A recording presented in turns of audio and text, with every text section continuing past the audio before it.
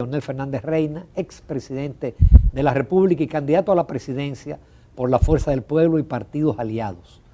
Buenos días, presidente. Muy buenos días, Ramón. Buenos días, Jacqueline. Buenos días. Bienvenido al programa. Muchas gracias, muy amable. Y gracias por compartir con nosotros y ese gran público. He visto en las redes que hay un toque de queda para escuchar sus palabras, presidente. Y justamente hoy estamos a 18 días de las elecciones municipales. Sí. ¿Cómo usted visualiza el panorama que ha recorrido el país entero? Y le hago la pregunta porque recientemente decía el presidente de la República y candidato que ellos van a ganar con el 70%. Ayer un invitado pronosticaba que iban a lograr mínimo 120 alcaldías. ¿Qué siente usted en la calle, tanto para la Fuerza del Pueblo como para la Alianza Rescate RD? Sí, bueno, primero con respecto a lo que se ha dicho desde la esfera oficial. Actualmente el PRM tiene 106 alcaldes, pero en realidad electoralmente 87. La diferencia es cooptación que ha hecho con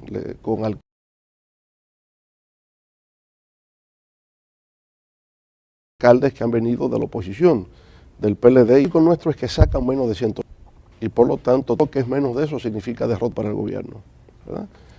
Al revés, para la Fuerza del Pueblo, que solamente tiene tres alcaldes es lo que tenemos, el crecimiento será exponencial, tanto en lo que se refiere a los alcaldes como a directores de distritos municipales. Eso se puede notar, ese es nuestro pronóstico, ¿eh? ¿Y por qué? Porque ciertamente vamos viendo en las distintas comunidades una reacción adversa al impacto que ha tenido la crisis económica y social sobre distintas poblaciones. La gente es con euforia que grita para afuera que van, espontáneamente, ¿verdad? Y cifran sus esperanzas en la Alianza Rescate RD y sobre todo, ¿verdad?, en el caso nuestro, que es lo que percibimos en la Fuerza del Pueblo en las calles. De manera que el pronóstico nuestro es radicalmente distinto a lo que se está pensando en el gobierno. La situación actual es calamitosa, la gente está angustiada, la gente, yo diría incluso hay una especie de ira popular en estos momentos.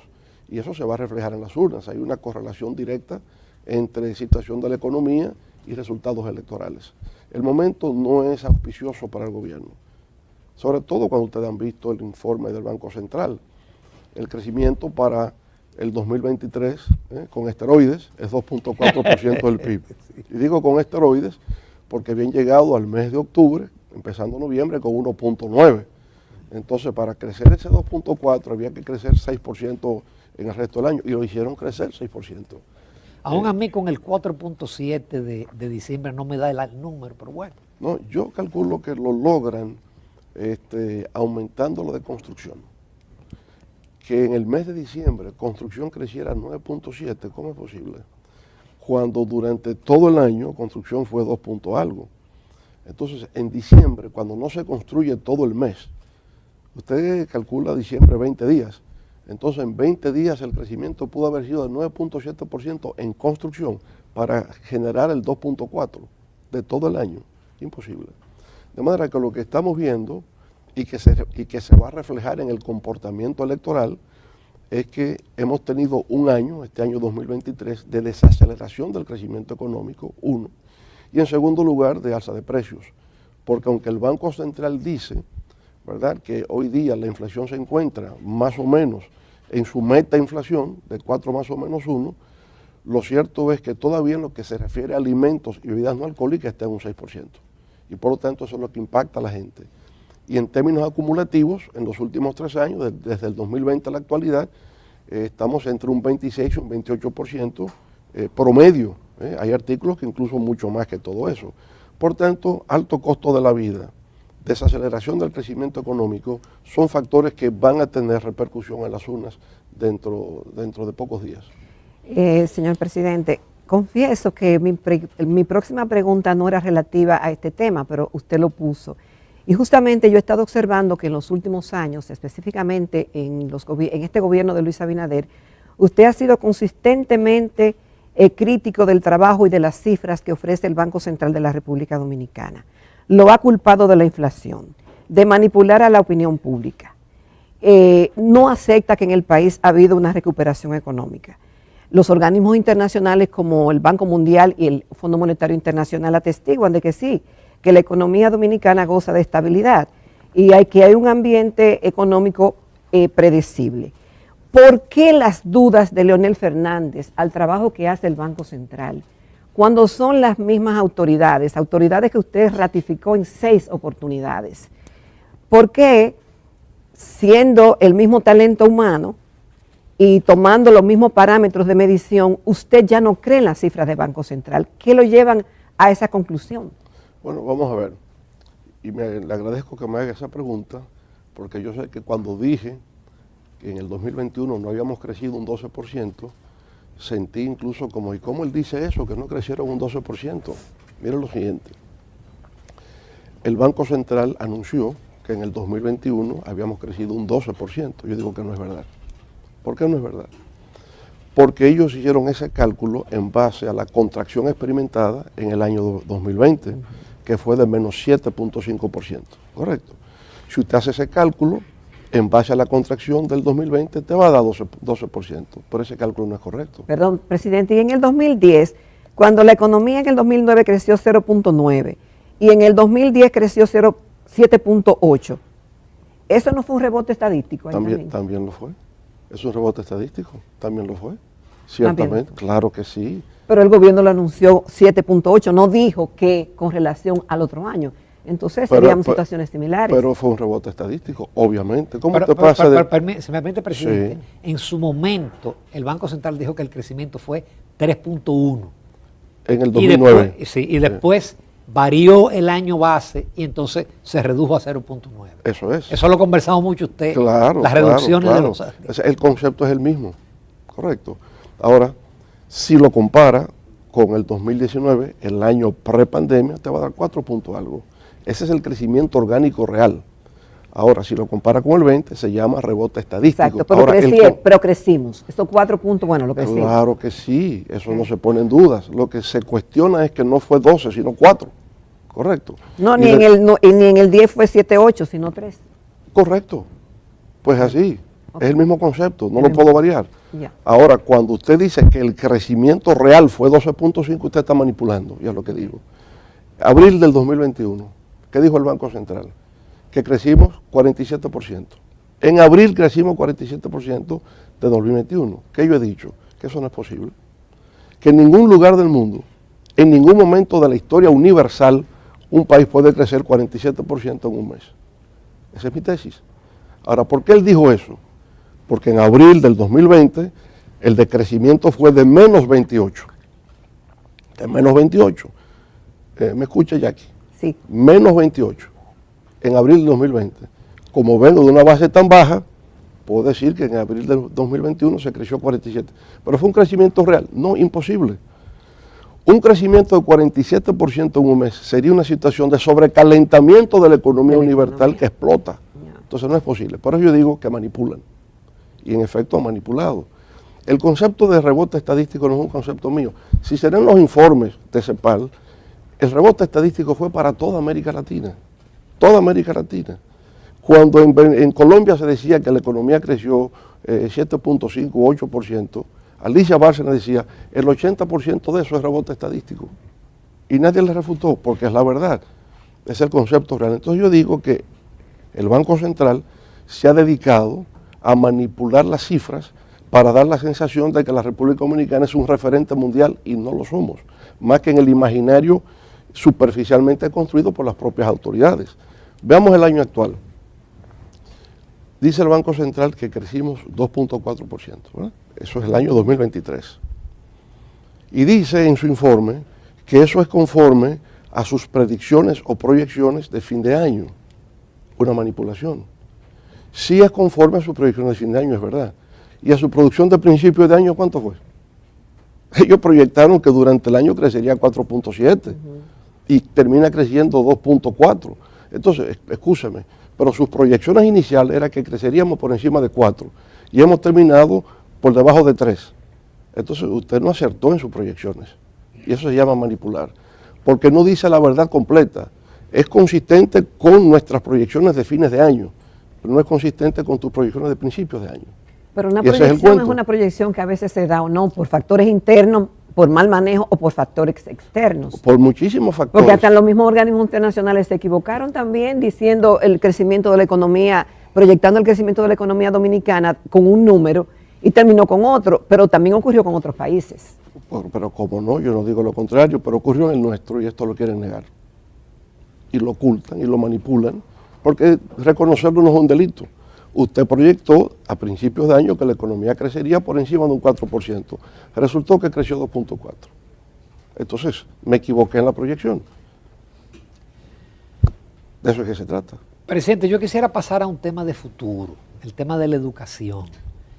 Aproximadamente se han invertido entre el 2013 y 2023 1.638.000 millones. A usted mucha gente lo culpó de que usted se opuso, de que en su gobierno no se dio el 4%. Y ahora tenemos un panorama de una inversión monstruosa. Y hoy la calidad de la educación y el aprendizaje de nuestros estudiantes es peor que hace 10 años. Sí. ¿Cuál sería el modelo? ¿Qué idea tiene usted de la educación en un eventual gobierno suyo? Sí, mire, con respecto a que me opuse, no, yo no me opuse así. Yo dije que tenía que ser gradual, no abruptamente pasar de lo que teníamos a un 4%. Puede ser 4, puede ser 5, puede ser 6, pero tiene que ser gradual en el tiempo. Y yo lo probé que así era. Por ejemplo, en el 2004, ¿cuál era el presupuesto para educación? 11.000 millones de pesos. En el 2012, 8 años después, ¿cuánto era? 58.000 millones de pesos. De 11 a 58. De 11 a 58, un crecimiento de un 500% en la ejecución presupuestaria. Encontré la inversión en educación en 1.2% y la dejamos en 2.7%. O sea, fue gradual. Habríamos llegado al 4% y hasta ir más allá del 4%. Bien. Al hacerlo abruptamente, careciendo de un plan específico, hemos tenido los resultados negativos que hemos tenido. En 10 años, del 2013 al 2023, en una década, la inversión, si la medimos en dólares, 80.000 millones de dólares. Y resulta que no mejoramos en ningún indicador educativo. Luego, ¿qué es lo que entiendo que hacía falta? Cuando se habló de la reforma educativa se habló de dinero, pero nunca se habló de un plan educativo. Nosotros propusimos un plan. El plan entonces era STEM. Luego hemos dicho STEAM, tomado de unas siglas en inglés que quiere decir ciencia, tecnología, ingeniería y matemáticas, ¿no?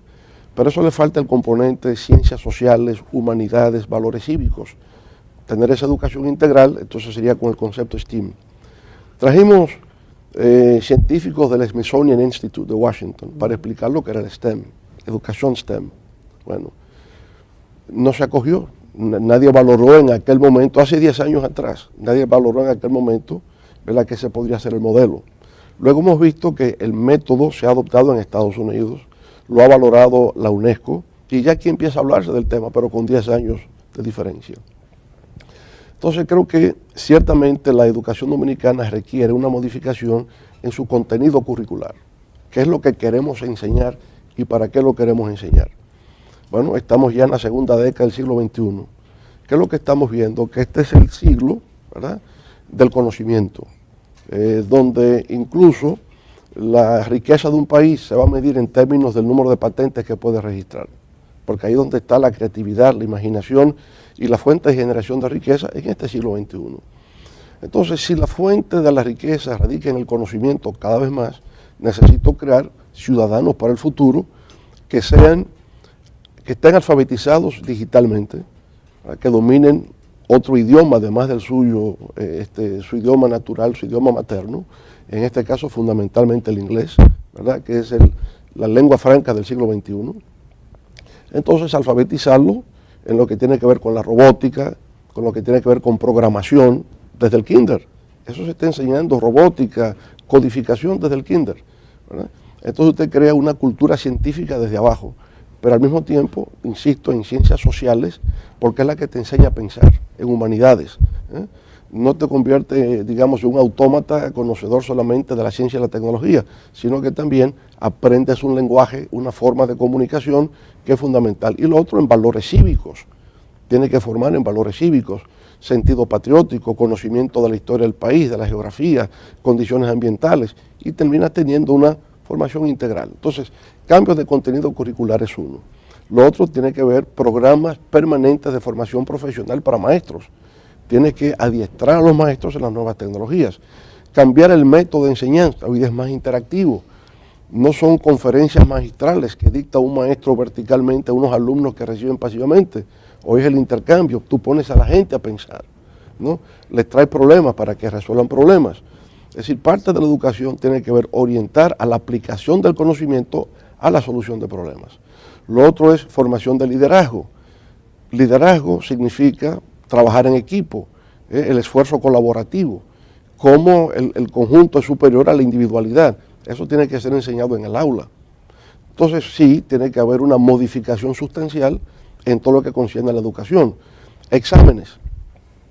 Mire, con los exámenes PISA, yo creo que en el fondo estamos empezando a familiarizarnos con lo que son los estándares internacionales, que no es que usted responda de memoria un concepto. ¿Qué es biología? Biología es la rama de las ciencias naturales que estudia la célula. Te ponen un problema para que resuelvas el problema. Lo que se quiere ver es su capacidad de razonamiento, no su memoria. Entonces no se gana a resolver el problema, sino que está orientada a una presión memorística constantemente. Entonces esos cambios se van dando. Los exámenes internacionales, a los estudiantes se les adiestra a tomar esos exámenes. En mi experiencia como estudiante en Estados Unidos, desde el 6º grado de la primaria, te dan unos exámenes regionales que están estandarizados y te pasas buena parte del año escolar aprendiendo a tomar el examen. Y lo mismo pasa cuando estás en 8º y lo mismo en el high school. Tú tienes que aprender a tomar esos exámenes. Ya luego cuando vas a la universidad, el GRE, el LSA, tienes que aprender a tomar exámenes estandarizados. Y existen industrias que publican libros con modelos de exámenes para que aprendas a tomarlo. Los médicos dominicanos, cuando quieren tomar la licencia, se someten a exámenes estandarizados. Nosotros no tenemos esa cultura. Eso es lo que aparece en PISA. Tenemos que aprender, a los maestros dominicanos tienen que orientar a los estudiantes a tomar exámenes de ese tipo. De manera que en educación hay todo un mundo por cambiar, y eso toma tiempo, no se echa de la noche a la mañana. Puedo tener todo el dinero del mundo, pero no hay una relación proporcional entre volumen de la inversión y calidad del desempeño en materia educativa. Es un proceso. Doctor Fernández, el eslogan de su campaña, o del grupo, mejor dicho, que le acompaña, porque usted va como candidato presidencial por el partido Fuerza del Pueblo y por grupos aliados. Pero hay una gran alianza que se llama Rescate RD.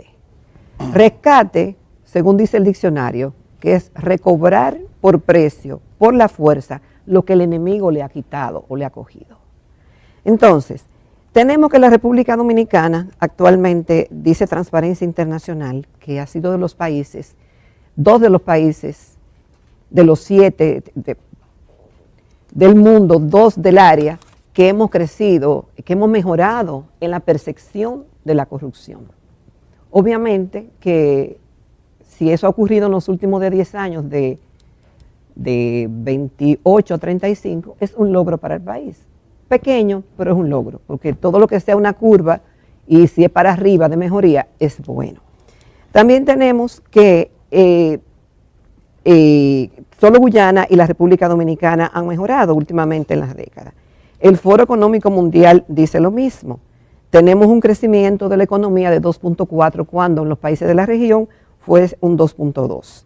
El turismo ha mejorado significativamente, estando dentro de los países del área en segundo lugar y México lidera. Vimos que hace unos meses también la calificación de riesgo país aumentó un poquito, es decir, favorablemente para la República Dominicana, y el país parece que marcha con luces y con sombras. Entonces, en medio de ese panorama, y la Organización Mundial del Turismo reconoce que la República Dominicana ha tenido un crecimiento, celebramos la llegada de los 10 millones de turistas y otros avances que supuestamente hemos tenido, que el Ministerio Público está haciendo su trabajo, que el Poder Ejecutivo no está interfiriendo con la justicia, pudieran verse esos como logros, es decir, como luces, sombras, hay sombras. Entonces, si hay luces y hay sombras, ¿de qué va a rescatar Leonel Fernández y el grupo que le acompaña a la República Dominicana? Rescatarla de las sombras. En efecto, si hay sombras hay que rescatarla de las sombras, y a eso aspiramos. Entonces, ¿Con cuál elemento diferenciador, presidente? Porque ya usted lo ha sido en 3 oportunidades, 12 años. Y en medio de un panorama que hay una policrisis mundial, y justamente el 24, que hay tantas elecciones y tantas situaciones internas y externas de los países, realmente la situación se torna con mucha tensión para esta región del mundo. bueno, fíjese. ¿Cuál es su elemento Yo diferenciador? llegué en el año 2004 como resultado de una crisis, la crisis bancaria del año 2003, y superamos esa crisis. Pero no hay crisis ahora, supuestamente. Superamos, no, quiero decir que en condiciones desventajosas de una crisis la superamos. En el año 2008, la crisis financiera global nos afectó. La crisis de los precios del petróleo, $147 el barril, y la superamos. O sea, nosotros navegamos sobre crisis y las superamos todas. Y en promedio, la economía dominicana durante mi gestión creció cerca de un 7% promedio anual, en medio de crisis. ¿Verdad? Entonces la crisis, o tú zozobras frente a la crisis, o superas la crisis. Y yo lo que digo es que este gobierno ha sido muy cosmético y muy mediático. Entonces, no es comparable el 2.4% de crecimiento del PIB, que es el más bajo nivel de crecimiento De los que ha últimos tenido años, República Dominicana fuera de los años de crisis. Entonces, esa es parte de las sombras. Queremos rescatar a la República Dominicana de esa sombra de bajo crecimiento y volverla a llevar a un crecimiento que esté por encima del 6%, como era cuando yo dirigí los destinos de este país. Ahí rescatamos eso. Y al rescatarla de nuevo del bajo crecimiento significa generar empleos, significa dinamizar la economía, significa salir de la pobreza, porque no es consistente el dato de que usted baja pobreza cuando la economía no crece. Usted tiene que ser consistente en el razonamiento. Usted ve, ese no pasaría el examen PISA. No lo pasaría, porque si la economía no crece, ¿cómo es que baja la pobreza? ¿Verdad? No es consistente el razonamiento. Y el entorno internacional definitivamente influye en la economía y en lo que pasa localmente en los países. Y tenemos un entorno internacional impredecible por muchas razones, que usted conoce mucho mejor que nosotros. Claro. Además de las guerras, lo que implican los commodities, los precios, el petróleo, variables, cambio climático que no controlamos. Claro.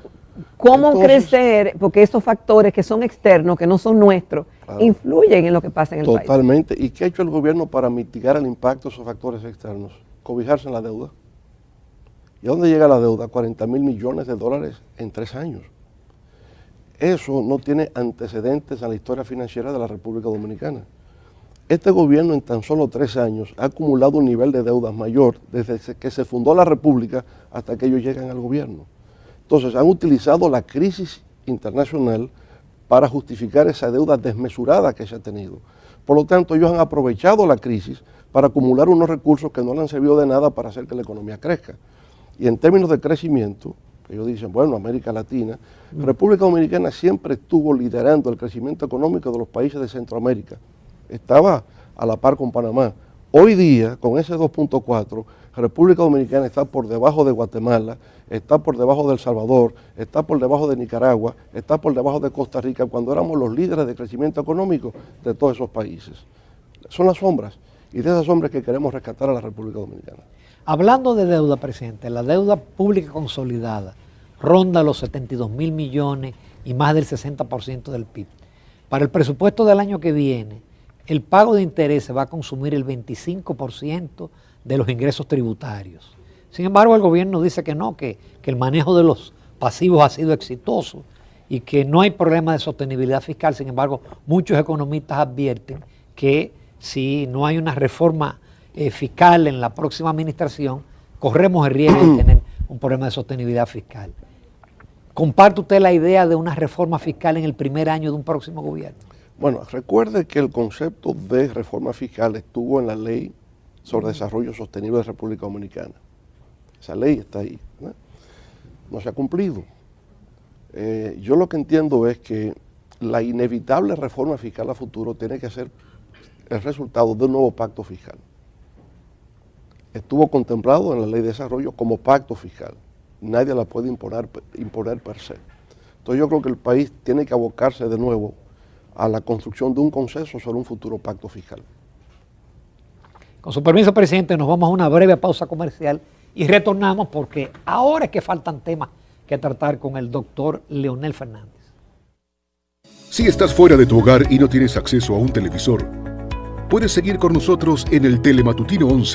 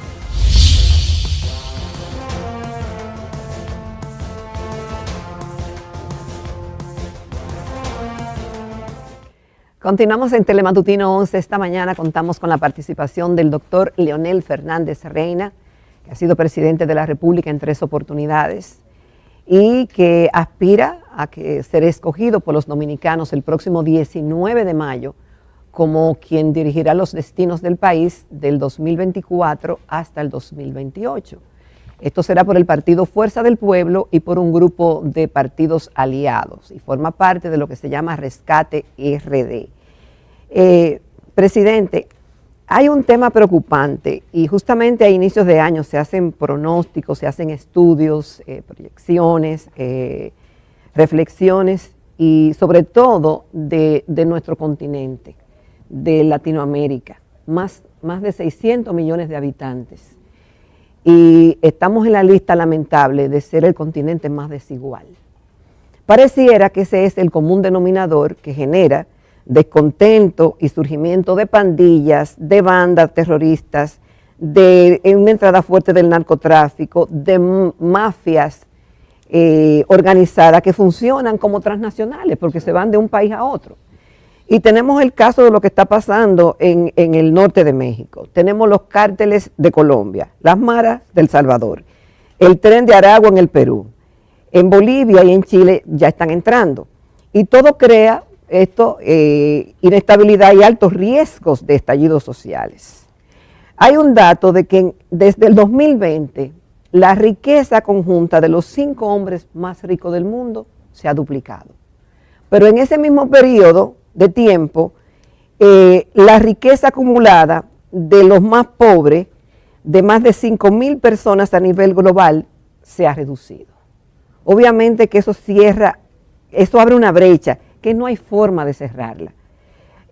Aquí hemos tenido que enfrentar esto y la forma que han usado los gobiernos es aplicar medidas populistas como bonos, paquetes de ayudas sociales, que son pan para hoy, pero hambre para mañana.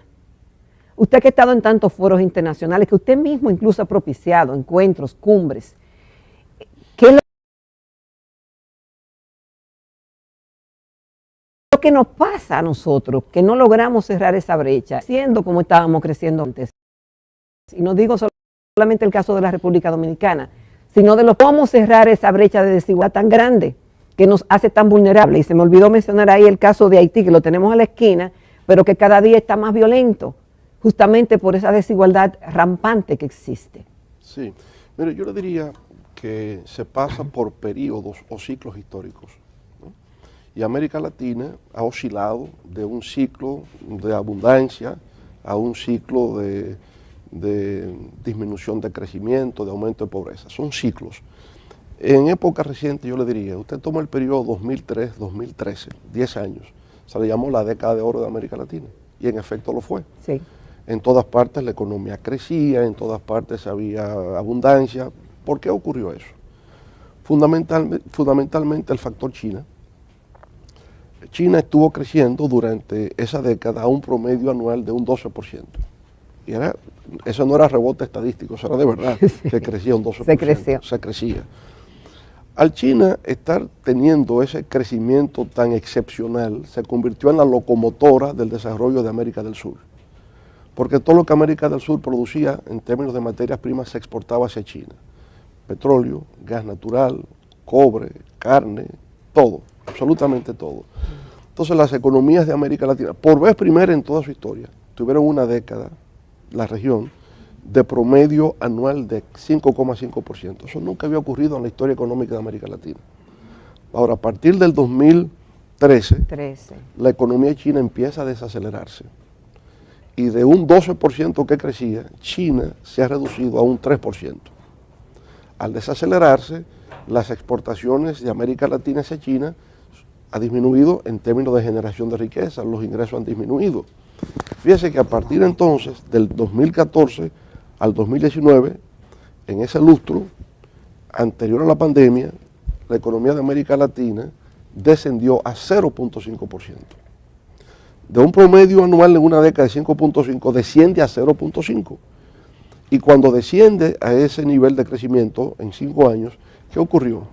Protestas por todas partes. Protestas en Venezuela, protestas en Colombia, protestas en Perú, protestas en Chile, que usted no se imaginaba que Chile iba a tener esa situación de inestabilidad política. Bueno, entonces viene la pandemia, agrava la situación económicamente.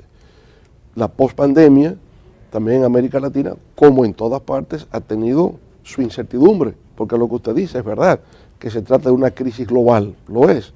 El tema radica, el liderazgo radica en cómo usted gerencia una crisis, porque en medio de gerenciar la crisis, o usted o sucumbe o usted da un salto hacia adelante, y esa es la historia. Usted tiene, y lo cito, digamos, en términos de personajes históricos, antes de la crisis financiera global del 2008, históricamente, ¿cuál fue la gran crisis del capitalismo? La Gran Depresión del año 1999, ¿verdad? Que empezó en el 1999. ¿Quién era presidente en Estados Unidos? Herbert Hoover. Bueno, ¿y qué pasó? Que Hoover no entendió el motivo de la crisis y no adoptó ninguna medida, ¿verdad?, para que la crisis fuese superada. Entonces, ¿quién vino? Franklin Delano Roosevelt. ¿Y qué hizo Roosevelt? Revolucionó el Estado norteamericano y creó todas esas que ustedes hacen referencia, que hoy califican de populistas. Porque ¿quién creó el seguro de desempleo? Franklin Delano Roosevelt. ¿En base a qué? Políticas keynesianas. John Maynard Keynes, el gran economista británico, planteó el nuevo rol del Estado para crear mayor equidad. Entonces, justamente el seguro de desempleo lo puede ver hasta con un sentido pragmático, ni siquiera humanitario. Para que la economía funcione, la gente tiene que demandar. Y para demandar tiene que tener dinero. Tiene que tener dinero. Claro, y el seguro de salud, el seguro social, todas esas son medidas creadas en medio de la crisis, ¿verdad? Y como pudo adoptar esas medidas en medio de la crisis, fue superada. Y Franklin Delano Roosevelt fue electo 4 veces presidente de los Estados Unidos, porque supo gerenciar una crisis. Entonces, ahora, en todo esto es el papel del Estado. Si tú dejas todo al libre mercado, el libre mercado crea inequidad por naturaleza. Se genera el darwinismo social, que sobrevivan los más aptos. Entonces, ahí se plantea justamente el rol del Estado para crear niveles de equidad social. ¿Y cómo lo hace? A través de programas sociales. Entonces, nadie le podía criticar a Lula su programa de transferencia de recursos a los más pobres, creando la condicionante de que los niños tienen que ir a la escuela. Porque sacó 40 millones de brasileños de la pobreza con ese programa. ¿Es populista? Bueno, mira, yo no sé, la palabra populismo en las ciencias políticas tiene un carácter muy elástico. Hoy todo es populismo. Populismo es Donald Trump y es Hugo Chávez, pero se trata de dos personalidades radicalmente diferentes. Y le aplico el mismo mote de populista. Entonces yo creo que se requiere mayor rigor en el uso del concepto de populismo, porque es una descalificación moral a lo que contribuye a generar equidad social. Programas sociales desde el Estado, en auxilio de los más débiles, en auxilio de los más desfavorecidos que puedan alcanzar un cierto nivel e insertarse en la sociedad. Entonces, cuando usted ve en los países desarrollados el que una persona tenga unos ingresos superiores a lo que tiene el Producto Interno Bruto de un Estado, es porque justamente no ha habido regulación. ¿Y dónde viene esa riqueza? Justamente de las empresas tecnológicas, que son hoy día la mayor fuente de creación de riqueza, porque es una revolución la que se está llevando a cabo en materia económica. La revolución digital ha transformado el mundo en todos los aspectos. Ustedes mismos aquí en la televisión sienten el impacto de esa revolución digital. Entonces, los hombres, las empresas que han estado al frente de eso, han tenido un nivel de acumulación que yo diría, al ritmo que va, en el margen de una década, tendremos el primer hombre, la primera persona que tendrá, yo digo en inglés, $1 trillón. Yo nunca uso el billón de la lengua española, porque aquí no usamos la palabra millardo, y esa es una discusión que siempre tengo con Daniel Toribio. Yo uso el trillón como millón de millones y billón como 1.000 millones, porque nosotros en República Dominicana nunca usamos la palabra millardo para referirnos a 1.000 millones. Aquí no se usa millardo. Entonces el trillón son 1 millón de millones. Pues pronto tendremos a un ciudadano en el mundo que tendrá 1 millón de millones de dólares. ¿Por qué? Porque hay una acumulación que se da sobre el impacto que está teniendo las tecnologías de la información y la comunicación, y que hoy día es inteligencia artificial, es robótica, y dentro de poco, biología sintética y física cuántica, ¿verdad? Que es lo que viene a revolucionar el mundo. De manera que en todo eso, ¿verdad?, hay una evolución continua que impacta la economía, es disruptiva, lo transforma todo, genera incertidumbre, y en medio de eso generador de unos niveles de desigualdad sin antecedentes en la historia mundial. Presidente, hay un tema obligado, especialmente por el artículo que usted escribió ayer en el Listín Diario, en el Departamento Nacional de Inteligencia, porque ya usted no se va no solamente a la parte constitucional, sí, violatoria de artículos clave de su constitución, de la del 2010, sino que usted se va a elementos ya, vamos a decir, de la ideología implícita en esa entidad que supera o le quita funciones o adopta funciones de las Fuerzas Armadas, de la policía, y que desmantela importantes organismos de inteligencia de cada uno de los cuerpos de las Fuerzas Armadas. Sí, en efecto. Pienso que el debate nuestro se ha limitado a los artículos 9, 11 y 26, que le confieren atribuciones al director del Departamento de la Dirección Nacional de Inteligencia, atribuciones de un poder, yo diría, de carácter omnipotente de alguna forma, ¿no? Y violatoria de varios de los artículos de la Constitución, sobre todo en lo referente a libertad de expresión, lo que tiene que ver con protección de datos, lo relativo también a la intimidad, a la privacidad y al honor. Bueno, bien, todo eso es correcto. Pero a mí me parece que hay un problema estructural en la ley, ¿verdad? Y no parte de proyectos que se habían presentado con anterioridad, especialmente por Elías Cerulle en el año 2016 y luego por su esposa, compañera de nuestro partido, Lourdes Castillo de Cerulle. Ellos plantearon un proyecto de ley sobre la creación de un sistema nacional de inteligencia con 123 artículos, no 39 como tiene el actual proyecto. Y no es lo mismo crear un sistema nacional de inteligencia que tener una ley para cambiar un departamento nacional de investigación por una dirección nacional de inteligencia. Son dos cosas distintas. En lo que se ha aprobado, lo que se procura es que un departamento nacional de investigaciones, DNI, donde las Fuerzas Armadas, de acuerdo con la ley que creó el DNI, el Departamento Nacional de Investigaciones, la ley 875 de 1978, esa ley le confiere a las Fuerzas Armadas la primacía en lo que tiene que ver con los servicios de inteligencia del país. Y en efecto, las Fuerzas Armadas tienen el J2, el G2 y el M2, y la policía tiene un departamento de inteligencia criminal. Bueno, así es como está concebido. Ahora, la Constitución de la República le confiere a las Fuerzas Armadas la obligación de hacer preservar la seguridad nacional. Seguridad nacional es un tema de las Fuerzas Armadas. Seguridad ciudadana es un tema de la policía. Cuando usted analiza las disposiciones legales de otros países, y tal vez el que más sirve de referencia es el FBI en Estados Unidos y la CIA, por ejemplo. ¿Qué es lo que es el FBI? El FBI sirve para seguridad e inteligencia interna de los Estados Unidos. Es el Buró Federal de Inteligencia. Cuando dice de seguridad, sí, pero la seguridad que maneja está subordinada al Departamento de Justicia de los Estados Unidos, que es el Ministerio Público. Entonces ellos no pueden hacer ninguna labor de seguridad si no es bajo la dirección del Ministerio Público, el Departamento de Justicia. En la ley nuestra, en la ley creada, no. Le podrán facilitar al Ministerio Público pruebas que ellos han obtenido mediante la recopilación de información.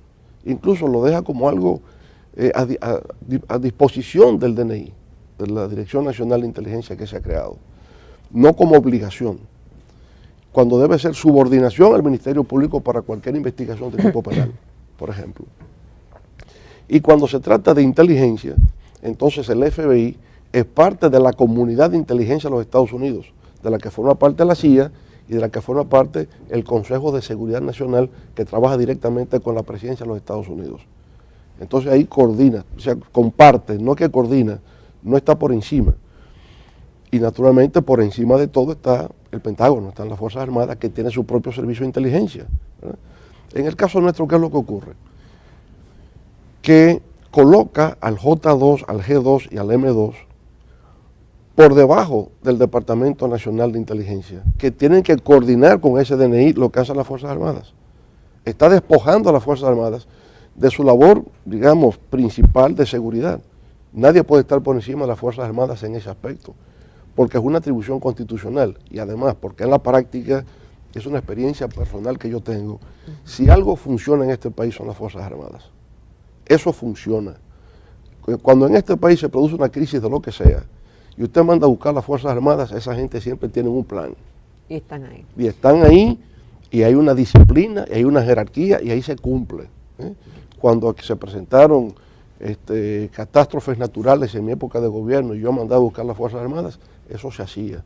Por tanto, no le veo sentido a unos organismos que funcionan, usted despojarlos de eso, porque eso funciona.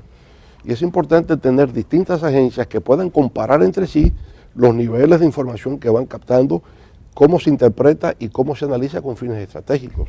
Pero no es que estén subordinados a un supraorganismo que coordine y decide, no puede ser. Entonces yo digo que hay problemas estructurales en el concepto de Sistema Nacional de Inteligencia en la ley que se ha creado. Sí, presidente, se dice que hay una crisis de liderazgo y que esa crisis existe en Estados Unidos, porque tenemos a Donald Trump, un presidente controversial, candidato con casos penales pendientes en la justicia de los Estados Unidos, y Joe Biden, que por su edad muchos lo cuestionan.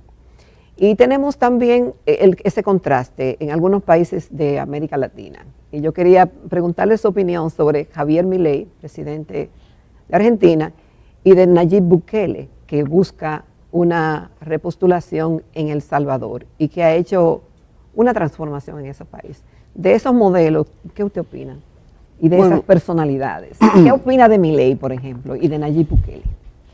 Bueno, mire, en el caso de Milei en Argentina ocurre en un contexto de un virtual colapso del sistema económico argentino.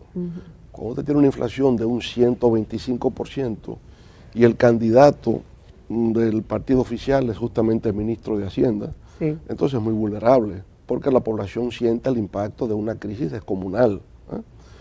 Entonces, cuando hay crisis de esa magnitud, la gente está hastiada, la gente está desmoralizada, está frustrada, es impotente, lo que sea, que venga lo que sea, que no sea lo que tenemos. Y ahí es donde justamente vienen figuras que se presentan mesiánicas y que van a resolver los problemas, y cuando vienen lo que hace es que las agravan más, porque las agravan. Si usted cree que la va a agravar. Mire, lo que pasa es que, ¿cuál es su formación doctrinaria? Libertario. Libertario. Libertarian, dicen los americanos, ¿verdad? Libertarian. Entonces, ¿cuál es la visión libertaria?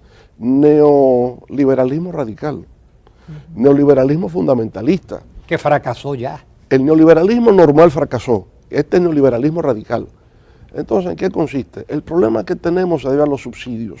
Él ofreció, está de que lo pueda ejecutar y el resultado que vaya a tener. Bueno, pero en el fondo se parte erróneamente. Su antecesor en la derecha, Macri, cuando Mauricio Macri llega al gobierno, ¿qué es lo que hace? Le quita el subsidio al servicio eléctrico, el subsidio a los pasajes en tren, quitó los subsidios. ¿Y qué pasó? Perdió las próximas elecciones porque el pueblo se tiró a las calles. Sí, el tiró tema las calles. de medidas que afectan políticamente a quien está en el poder. Porque afectan al pueblo. Entonces, como usted decir aquí, mira, elimina el subsidio al sector eléctrico. Mira, me parece económicamente bien.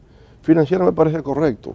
Pero políticamente... Y socialmente, porque socialmente la gente va a protestar. Y eso es el miedo que se tiene. Entonces yo le diría, toda reforma que usted lleva a cabo necesita tres componentes. Primero, que sea económicamente racional, perfecto. Segundo, que sea socialmente incluyente. Y tercero, que sea políticamente viable. Si usted no conjuga esos tres elementos en la ecuación, usted va a fracasar. Entonces usted tiene un Milei que llega, toma medidas que no son socialmente incluyentes y que no te garantizan estabilidad política, ¿hacia dónde va? Y Bukele. Bukele es un caso interesante porque Bukele procura la innovación. Y procura la innovación porque él ha comprendido, como se tiene en todas partes, que el status quo se ha agotado. El modelo prevaleciente, la sabiduría convencional se ha agotado. Entonces, él trata de innovar y sobre todo su innovación radica en el tema del manejo de la criminalidad y el trato a los sujetos privados de libertad. La gente está contenta. Sí. En El Salvador la gente está contenta porque un problema fundamental fue las maras. Ya lo ha logrado controlar las maras. Ahora, lo que se cuestiona es si su modelo es viable a largo plazo, porque también es un modelo que implica violación a los derechos humanos.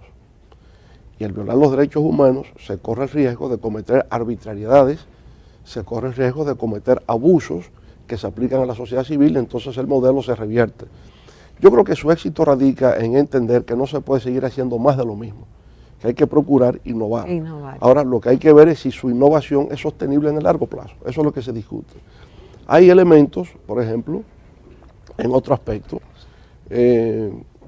cuando él quiso crear el Bitcoin como moneda oficial, bueno, eso no podía ser, porque el Bitcoin o las criptomonedas no se crean para ser monedas del Estado, al revés, surgen como cuestionamiento al monopolio que tienen los estados para emitir monedas.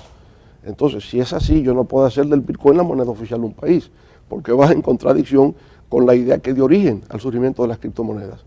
Hoy día los estados están creando los bancos centrales estarían creando monedas digitales. Habría un dólar digital, habría un euro digital en el tiempo, pero eso no es criptomonedas.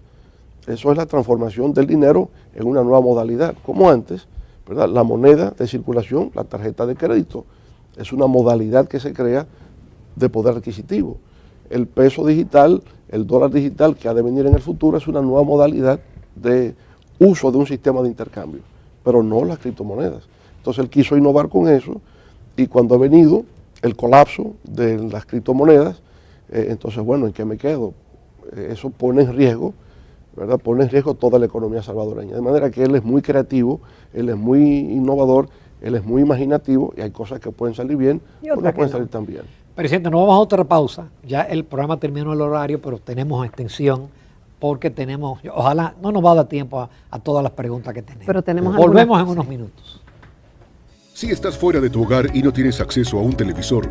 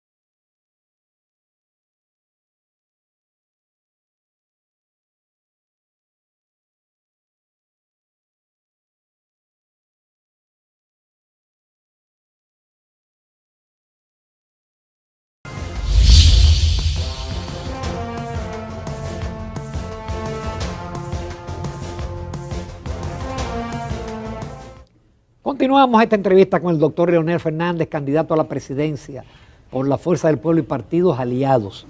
Vamos a la política, a las elecciones, presidente. Muchos de los voceros del partido hablan de que usted está empate, de que está casi cabeza con el candidato oficialista, con el doctor licenciado Luis Abinader.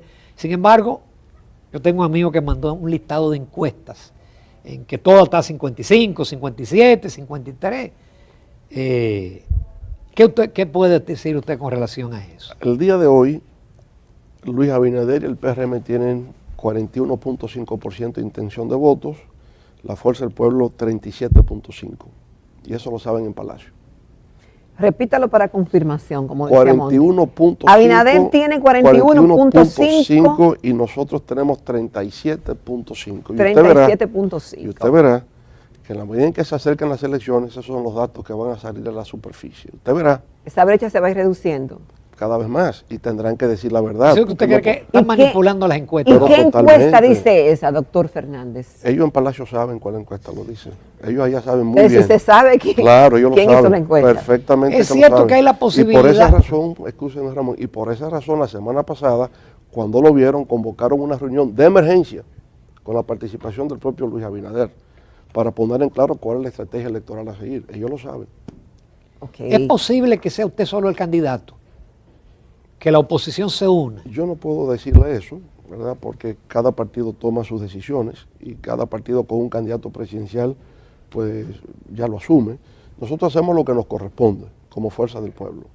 Y como Fuerza del Pueblo, bueno, no hay tal acuerdo, no existe eso. Hay un acuerdo de segunda vuelta, que el que califique recibiría el apoyo del que no califique. Eso es lo que tenemos. Y sobre esa base es que trabajamos, porque ese es el dato real. Y sobre esa base pues vamos creciendo continuamente. Y le diré por qué. ¿Por qué razón? Y yo diría, la Fuerza del Pueblo se está aproximando a un 40% de intención de votos en estos momentos. Y mire, es muy simple. Nosotros tenemos el día de hoy 2.200.000 afiliados. En septiembre fuimos a la Junta Central Electoral y depositamos nuestro padrón con 2 millones de afiliados. Después de eso, se han afiliado 200.000 más. Son 2.200.000. Pero hemos visto a través de nuestro sistema en línea que hay 1.200.000 dominicanos que dicen: no somos de la Fuerza del Pueblo, pero vamos a votar por la Fuerza del Pueblo. Por tanto, usted tiene 3.400.000 dominicanos que están en la esfera de influencia de la Fuerza del Pueblo en estos momentos. Vamos a ver. Usted tiene 8.2 millones de votantes, ese es el universo de electores. No va a votar el 100%, normalmente vota el 70%. De ese 70% hablamos entonces de 5.700.000. Correcto, es el 70% de 8.2. Para ganar las elecciones hay que sacar la mitad más uno del 50% de 5.700.000. De lo que vayan a votar. Que son 2.800.000. ¿Verdad? El 50% de 5.700.000 son 2.800.000. Nosotros tenemos 3.400.000 que están en el ecosistema de la Fuerza del Pueblo. Pero apliquémosle la misma fórmula. Tampoco va a votar el 100% que tenemos. Si le aplicamos el 70% a los 3.400.000, al día de hoy la Fuerza del Pueblo tendría 2.400.000. ¿Qué le faltaría? 400.000 votos para ganar en primera vuelta. ¿Dónde están esos 400.000 votos? Dentro del propio círculo que tenemos. Es el efecto de reproducción del voto. De manera que nosotros, sabiendo con nombre y apellido, dirección, cédula, teléfono, correo electrónico, hoy día, donde hay 3.400.000 dominicanos dispuestos a votar por la Fuerza del Pueblo, yo le diría, tenemos un 40% mínimo de intención de votos. Y eso tendría que reflejarse en cualquier encuesta que sea seria, que no sea pagada. Y lo iremos viendo. A medida que pase el tiempo, usted verá que ese dato va a surgir a flote. Presidente, a usted se le acusa, y al PLD en su momento, de acabar con el Partido Reformista Social Cristiano y con el Partido Revolucionario Dominicano, que de ser partidos mayoritarios se convirtieron en minoritarios por las alianzas y los acuerdos que hicieron. Ahora ustedes tienen un acuerdo, Rescate País, Rescate RD, donde está incluido el Partido de la Liberación Dominicana. Ese acuerdo es con un fin posterior a las elecciones, se queda hasta el día de las elecciones y cada cual por su camino, o hay una agenda común a futuro. Primero, aclarar la idea de la acusación. En mi caso, yo nunca desbaraté a nadie, ¿no? Ni al Partido Reformista. Pero desconquistó dirigentes, se llevó, etcétera, y eso dicen, desbarató el Partido Reformista y el PRD. Yo llegué en 1996 desde abajo. Yo salí con un 10% de intención de votos y terminamos en el Palacio Nacional. La política es muy dinámica y muy cambiante. En el 2004 yo vine desde abajo. Yo no estaba en el poder, yo vine desde abajo. Y ahora vengo desde abajo. Y de abajo volveremos al poder. Porque todo va indicando que se va en esa dirección. ¿Por qué razón? Porque el actual gobierno no ha sido capaz de gerenciar apropiadamente la crisis. Eso es todo. Eso es lo que lo motiva. Entonces, en el Partido Reformista, ¿qué pasaba? Su líder, el doctor Joaquín Balaguer. Si no está, se siente el vacío de la no presencia del líder. En el PRD, su líder era José Francisco Peña Gómez. Hasta que se construye un nuevo liderazgo, ese vacío se siente. La gente en el tiempo un poco se desmoraliza, se siente excluido, quiero ser parte de lo nuevo, bueno, pues ocurre. Ahora, no como ha hecho este gobierno, que deliberadamente ha cooptado a alcaldes con la finalidad de fortalecer un poder que no tenían a nivel de las comunidades. porque dirigentes pueden venir, pero este ha sido deliberado. Este sí que ha desbaratado o ha intentado desbaratar, porque se ha fijado exclusivamente en cooptar alcaldes, pensando que sacamos una mayoría de alcaldes ahora en el mes de febrero y eso nos pavimenta el camino para mayo, pero no será así, porque yo les puedo profetizar a ustedes, pronosticar a ustedes aquí hoy, que no sacarán 106 alcaldes. Y por tanto, cada alcalde menos que saca es una derrota para el PRD. ¿Y cuánto van a sacar ustedes? Nosotros, yo le he dicho, la proyección nuestra será exponencial. Exponencial. ¿Por qué? Porque de 3 alcaldes lo único que nos cuesta es subir. No. Mire, doctor todavía hay posibilidad de modificaciones en la alianza senatorial. Sí hay tiempo, porque eso termina en marzo. El plazo legal para inscribir candidaturas a nivel legislativo es en marzo, por tanto todavía hay espacio para eso. Presidente, ¿por qué, enfóqueme aquí, mi pregunta, ¿por qué votar por Leonel y no por Abinader o Abel? Bueno, hay una experiencia acumulada de manejo de crisis. Y como estamos precisamente en una crisis, usted va a lo que ha sido seguro, a lo que ha tenido éxito manejando crisis. Yo creo que en el caso de Abinader... Si véndese usted ahí al público, ¿por qué que voten por mí? Yo nunca he dicho eso. Bueno, yo nunca he dicho voten por mí. O bueno, pero lo que le ofrezco. Somos una opción. Ya. La opción es experiencia en manejo de crisis. Las crisis que hemos tenido que enfrentar las hemos superado. El actual gobierno ha fracasado en cuantas crisis ha tenido que manejar, que ha tenido que gerenciar. Y esa es la diferencia.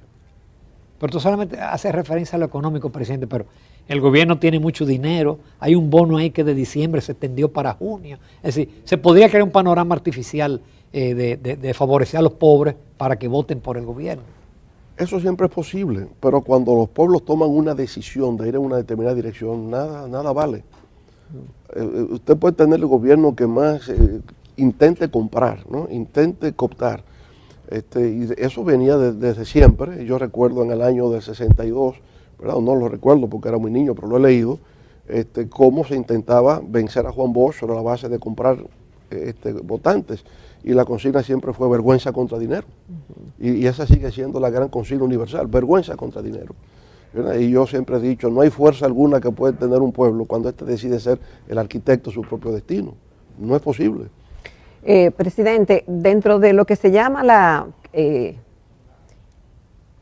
crisis política, vamos a decirle, o policrisis, por todos los eventos electorales que vamos a tener en este 2024, los analistas, además de los temas tradicionales, que si salud, educación, seguridad, han incluido nuevos elementos, como lo retador de un cambio climático que vivimos en el 2023, lo devastador que puede ser, y también los ataques cibernéticos que se están convirtiendo en un problema global. Y en el caso de la República Dominicana, yo le añadiría el tema de un país fallido que está al lado nuestro, que es Haití. Claro. Entonces, usted es experto en manejar crisis, así se define que usted tiene la experiencia, el expertise manejando crisis. ¿Usted ha tomado en cuenta en su programa de gobierno, en la oferta para el país, esos 3 elementos que le acabo de mencionar? Sin duda, ahí está. Y el programa espero que pueda salir ahora en el mes de febrero o principios de marzo. Estamos más bien ya en una fase de corrección de estilo y de ordenamiento, pero las ideas están porque durante 3 meses estuvimos consultando a todos los organismos del partido en cada área para que presentaran sus ideas en torno a todos estos temas. Yo diría, se trata de construcción de un nuevo paradigma a futuro de la República Dominicana. En la parte, por ejemplo, de cambio climático, nuestra propuesta es descarbonización del sistema energético de la República Dominicana. Por ahí. ¿Por qué? Porque el cambio climático justamente es un problema de utilización intensiva de combustibles fósiles. Entonces tenemos que entrar en una fase de descarbonización de la energía y por tanto de la economía dominicana. Lo segundo es la revolución digital, que algunos llaman la 4ª revolución industrial, pero más que industrial es digital.